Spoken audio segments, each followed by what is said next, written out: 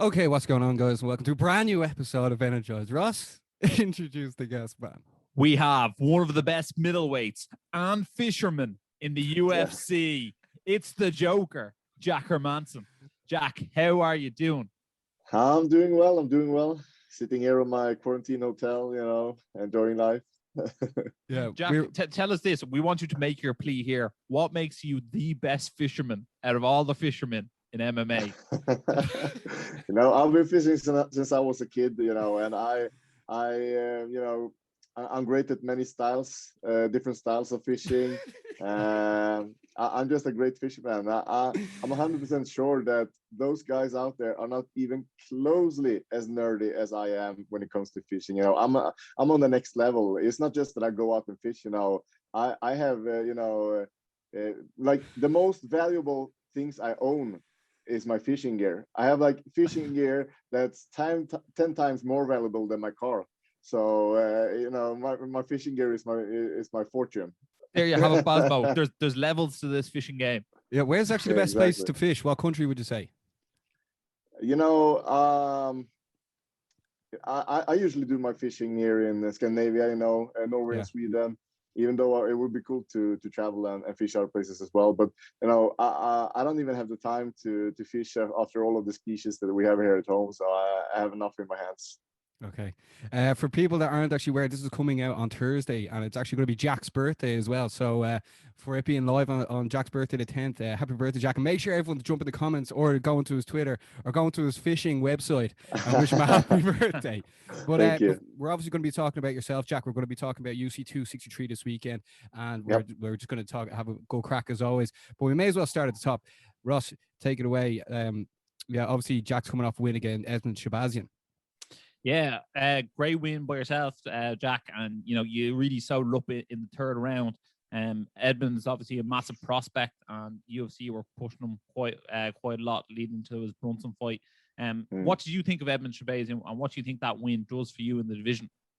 He's a great fighter, and he's still a young fighter. I'm pretty sure he's gonna do well. Actually, he is great striking, and I do think that his grappling is not too bad either, but he probably needs to work a little bit more on his wrestling skills. But yeah, I think Edmund is a good fighter and a challenge for anyone that's facing him. How good was it for you to get that coming off a loss and getting that win? Because I remember I was watching it live and I was sending Ross these voice notes about like how your performance was, and you came back from the dead almost. Yeah. You know what I mean? Fair play to you now, but I didn't in the first round I didn't see you yourself, and then as it went on, you grew more into yourself and you got the W. Which is the most important thing. It's not how you start; it's how you finish. Yeah, I started a little bit slow, and I wanted to establish my jabs and start with my feints, and instead it was the other way around. He hit me with a hard jab, and I started to bite on his feints. And after the first round, I'm just like, I need to do something else here. I need to fight with a little bit more of urgency and take it. So we changed things up, and I was managed to turn it around. I wasn't super happy about the performance, and still isn't, but at least it's a win, and it puts me in the right direction. Yeah, it definitely does, Jack. What do you make the state of the middleweight division now? Obviously, Cannonier was supposed to fight Costa. Costa's out of that fight now. Kelvin Gastelum stepping in on short notice again. Derek Brunson, Darren Till look like they're going to have a date soon. And obviously the champs fighting this weekend. So where do you think you fit in that shoe? Do you think maybe you'll fight Robert Whittaker next, or where do you think you'll end up next? Yeah, why not now when Gastelum jumps up and fights Cannonier, it might happen, I feel like in the middleweight division, everything can happen. It feels like in the top 10, everybody can beat everybody in any given day. It's just who can be more consistent and chain a couple of wins together. That would be the next guy to challenge for the title, and Robert Whittaker is right up there. I haven't fought him. He has fought a lot of the other top guys. So that would be a great challenge and, the perfect contender fight. Is there a time in the that you're looking to get back into the octagon, or are you looking to just take it easy? I'm not rushing now. I would love to go get back in one more time this year, but I also have plans to like switch up my training a little bit, and I want a period now where I'm gonna focus on developing, you know, as a fighter, developing my physique, and you know, I want to reach that next level, and it's hard to do that when you are in camp and focusing on a fight, you know. So I want to grow in all kinds of ways, and I need some time to do that, and then I'm gonna come back better than ever in the end of the year. That would be the perfect scenario. Yeah. Can I just mention as well, after your fight, after like you literally left it all out there, and you still had the time to crack the joke. I forget who you were talking to, but you were like, you called out Ben Askren and Chase Hoover saying you wanted to be part of the team and all. It was just, it was unbelievable, Jack. It was No, just like it was. that's what MMA needs. It needs these characters as well. At the end, when you crack that joke, then there was photos going around going viral. It was just it was so funny. Yeah, it was funny, you know. I'm not much of a trash talker, so you have to play your tricks in some other ways, you know. Yeah, that's the way it is. Yeah. And obviously, you're going to have a keen eye on this weekend, Jack. What do you make of the main event this weekend? Israel Adesanya versus Marvin Vettori. Obviously, you've been in there with Marvin before. How do you see this fight going? You know, I see Izzy having the upper hand. You know, he's a more technical striker, and I think he's gonna, he's gonna hit Marvin a little bit more in the stand-up. But the thing that we have to remember is that this is a 5-rounder, and their last fight was a 3-rounder. I feel like, you know, Marvin is, you know, with myself, you know, one of the guys that has the best cardio in the division. He's a really, he has really good physique. He's strong, but he's also he has very good cardio, and he's you know, a pressure fighter. So I believe that he can make Izzy tired in the later rounds. So it will be really interesting to see what happens if the fight goes the distance, you know. So I feel like that's the best. That would be the best for Marvin. I feel like Izzy has the best chance in the earlier rounds. Absolutely, I have to agree with you. Especially in your fight with Marvin. Marvin had more output in round 4 and 5 than he did in the first 3 rounds. So he does have the gas tank to go the long yards. Do you think Marvin would have taken anything from the Jan Blachowicz fight and thinking maybe he could implement his wrestling in the center of the octagon? Obviously, Izzy's takedown defense is quite good against the cage, but maybe that's a chink in his armor in the center of the octagon. Yeah, but at the same time, I don't feel like Marvin is, you know, he's a good grappler, but Jan is probably a better grappler, I would say. But I think that could be a plan, you know, a big part of the plan, because it's going to cost Izzy. It's going to cost him rounds. It's going to cost him gas, you know. So I believe that will be an important part of the game plan to tire him out with the takedowns and with the grappling. And when it's obviously Jack Hermansson's turn to fight Israel Adesanya, will that be the plan? Will it be a heavier grappling game plan than usual? Yeah, you know, if I get him down, I just need to be precise. And if I have my precision in my grappling, I should just need to take him down once and finish the fight from there. So, and I really believe that that I only need one chance. So I know that this is a better stand-up fighter than me, but I do feel like I am the better wrestler and definitely the better grappler. And as I said before, I believe I'm the biggest threat for him in this division. You know, I feel like me and probably Chris Weidman are the 2 worst matchups for him. That's actually quite funny, because I've actually always said, because a lot of people over this side of the world, probably, you know, like Weidman's had a few losses and they sort of write him off. But I was like, if Weidman can get him down, he's very dangerous on the ground, and like he's got some great like head and arm chokes. He caught Gastelum. You caught Gastelum as well. And, like not many other people have, and like that those submissions in the middleweight division, you know, are few and far between, especially at the upper end of the division. A lot of the top middleweights are strikers, bar yourself and Chris Weidman, who probably are better grapplers. So you two guys do bring that uniqueness to your game plan. One person who hasn't fought in a long time and does compete at the middleweight from time to time is a fellow Scandinavian brother, Kazmat Chimaev. What do you make of him?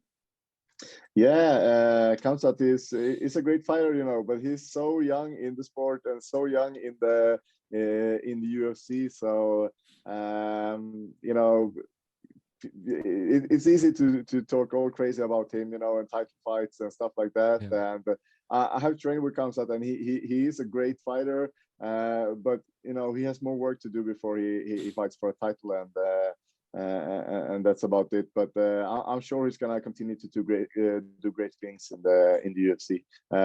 As I said, he's very young in the game, so I think he's a growing fighter as well. So I think he's gonna be a better version of himself in a couple of years and be even more scarier than he is right now. Yeah, and are you telling him to stay down a welterweight for a while? You're not bringing them to any of the buffets over in Sweden. Or all you can eat.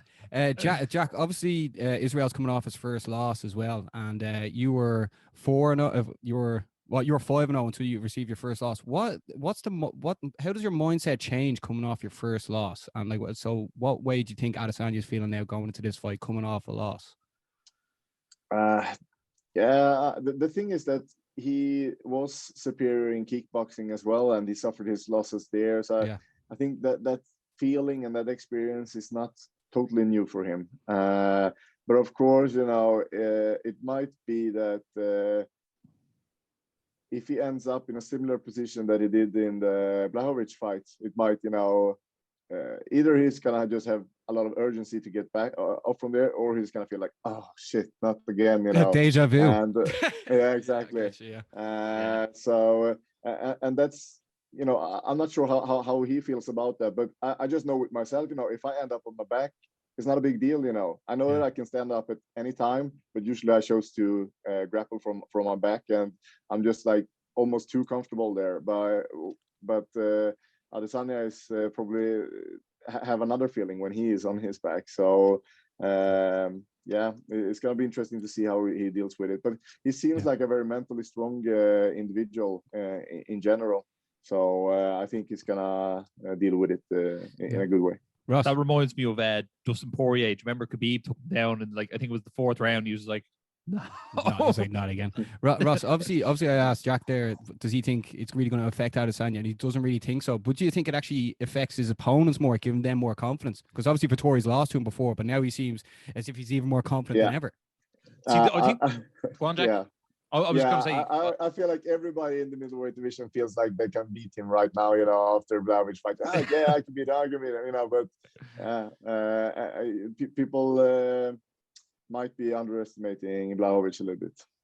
Yeah, well, I don't even think it's underestimating Blachowicz. I just think that someone's finally put a blueprint out there. They've shown a game plan that can work. Whether you can do that game plan is definitely another thing. That's another thing. And I do think Jack Hermansson is definitely someone who can. The only thing I will say about the Izzy Marvin first fight is a lot of people, myself included, thought Marvin won the 3rd round. So that could be very interesting to see. Is there a change of the tide, you know, after 2 minutes of the 3rd round? And does Marvin start to take over? And can he actually get an upset? I think this one probably will go the distance one way or the other. So I think so too. And you know what? I'm gonna if we're gonna call it right now. I'm actually going to say Marvin with the upset. I think he'll win 48-47 on the scorecards. I think Izzy will win the first 2, and I think Marvin will take over from there. Yeah, if Marvin wins, I think you're right. That's the way it's going to play out. I'm going to go Adesanya just to level up the playing field here. Even though this card is actually stacked with so many European fighters as well. Lads, like obviously there's another title fight on the line, but everyone is talking about Leon Edwards against Nate Diaz. Ross. Leon Edwards, everyone knows, has been like his story has been unbelievable. He's been on off so many cards. Then he comes back with the eye poke against Belil. That was a no contest. Belil is actually on the card as well, so I wonder if they'll walk by each other. But Ross, what are you expecting? Nate Diaz, Leon Edwards. Look, Nate Diaz is an absolute superstar. You know, a lot of people idolize him across the sport, but like if you're talking about mixed martial arts and you're talking about the elite of the elite, Leon Edwards at the moment is the elite of the elite. I don't think Nate Diaz is. I think Leon's going to be able to get in there, and I think he's going to beat him up quite badly on the feet and end it in 2 or 3 rounds. I don't think Nate Diaz, I think he is a 55-pounder fighting at 170. I don't think he carries that weight well. I don't think he's particularly strong. I remember Rory McDonald absolutely tossed him around the place. And that's no offense to Nate Diaz. I'll always watch a Nate Diaz fight, but I think Leon Edwards on a different level. What do you think, Jack? Yeah, I couldn't agree more, and Nate Diaz, it's so easy to become a fan of his, he's such a cool guy. He has a great mentality and a great personality. But I agree, he probably shouldn't be fighting in welterweight. He probably should be fighting in lightweight. And Leon Edwards is, he's a man on a mission. He looks great, and I think it doesn't matter in which place the fight in which discipline the fight takes place. Leon Edwards will have the upper hand. Yeah, I'll go Leon as well. Lads, who do you think's a bigger superstar, Adesanya or Nate Diaz? Well, these are the two lads that are selling the card, really, aren't they? Probably, if you stopped 20 people in the middle of the street, they probably know Nate Diaz. But I think in terms of getting people to put their hand in their wallet to buy a card, I'd probably say Adesanya. But that's just my personal preference on it. Jack, you're an honest man. What do you think? I do believe. You see, Adesanya has the gold as well in the pictures. I think it's dead even almost. I feel like their popularity is probably about the same. Did you give an answer, Ross? Did you? I think that's fair. Oh, I think I said Diaz is more famous to the common person, but in the fight game, Adesanya is the bigger draw in the fight game amongst fight fans. People want to see Adesanya fight more. Yeah, it's actually very. I was only just thinking about that. It's actually an interesting question. But so all three of us think Leon Edwards is going to win. But okay, lads, in the co-main event for the flyweight title, Devson Figueiredo's taking on Brandon Moreno, which is one of the best fights of the year. Last time they fought each other. Now there's serious bad beef between the two lads. Now, what way do you see this going down, lads? Jack, you can go first. Oof. Man, this is one you're looking forward to, right? This is a great fight. This is one for the fans. This is going to be like the fight of the night. Yeah.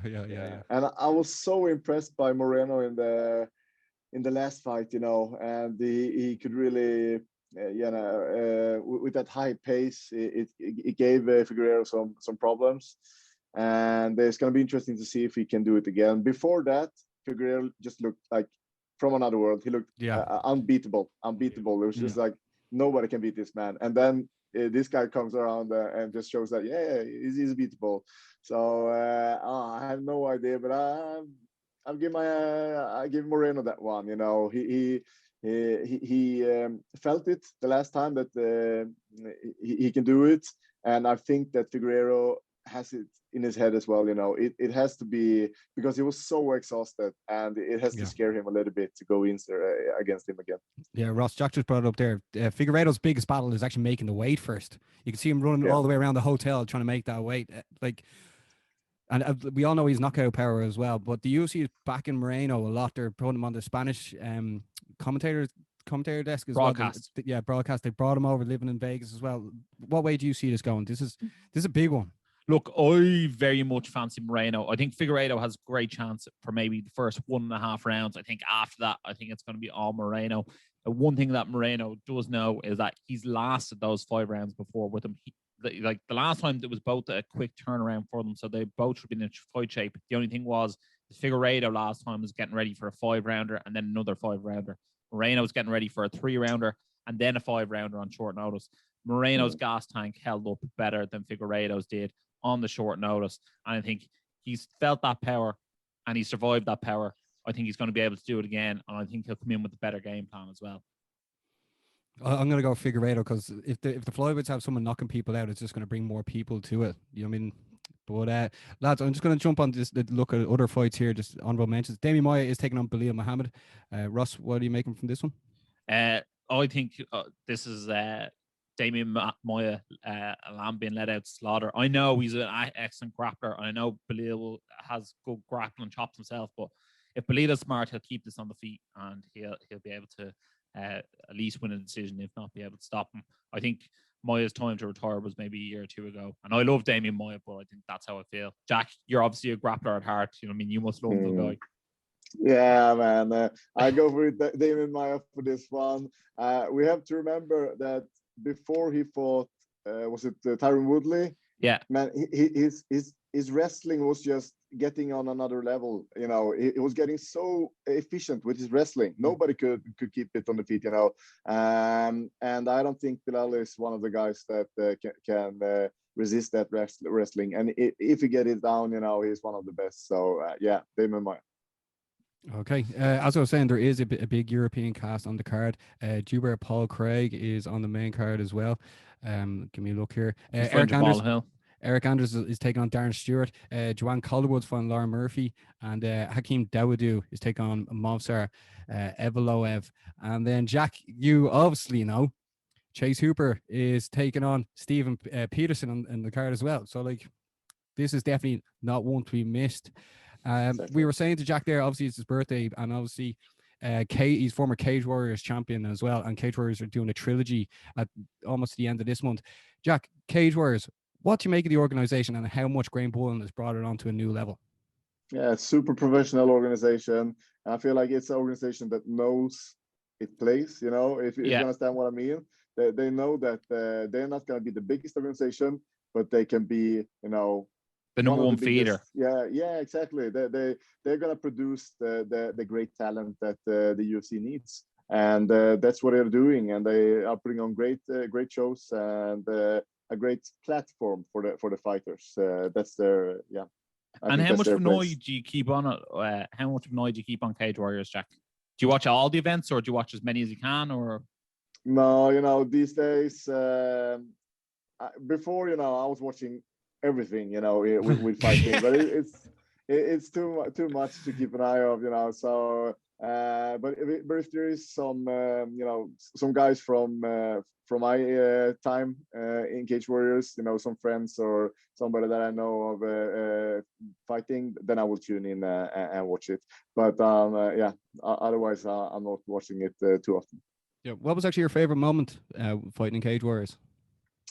You know, just the traveling to all those cool places. You know, I've been 3 times in Jordan.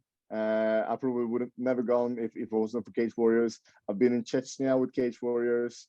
I've been all over the place, and that has been really, really cool. And just to get to know the awesome staff, you know, all the people there, you know, getting friends.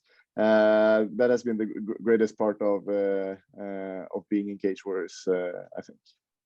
Yeah, and they're going to San Diego in August, just straight after the trilogy. But it's obviously great crack having Jack on. Jack, thanks a mil for coming on your birthday eve as well. We're definitely going to wish you a happy birthday tomorrow. You never know. Next time we're over in Sweden, we could go ice fishing, Ross. Is that right? Yeah, Jack spends sometimes in Norway as well, so we have to hit him up before we're going to Scandinavia at all. Yeah, let's do it. Let's get on a fishing trip. Yeah. I love it, and then we can send Gregor Gillespie all our pictures and let him know what's up. Yeah, exactly. Jack, anything in particular you're wishing to get on your birthday as well? Out of hotel quarantine. Yeah. No, I don't have any big wishes. You know, I'm a happy man. Everything I can ask for. So yeah, that's why I was looking forward to having you back on. You know, I mean, last time we had you on, you're just punctual. The way Dave looks after you as well. You have a great team there, and you're always smiling. That's one of the most important things. Ross, anything else to say before we wrap things up? No, guys, just make sure to jump onto some social channel. Wish Jack a big happy birthday tomorrow. If you are watching this video, make sure to like, share, subscribe, and as always, stay energized.